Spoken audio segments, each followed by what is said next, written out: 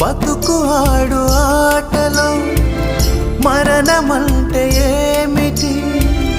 ఆటలోని అలుపు వంటి చిన్న మలుపులే జీవితాన్ని అందక జీవమెళ్ళిపోదులే, ఆరిపోని అణిగిపోని చిరంజీవిలే.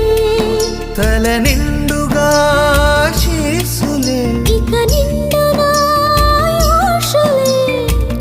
యముని పాశమే బిగుసుకున్నను. మరణమన్నది మరల జననమే. నిండు నూరేళ్ల సావాసం స్వర్గమయ్యింది వనవాసం. దండగుచ్చాను నా ప్రాణం, వెండి వెన్నెల కళ్యాణం.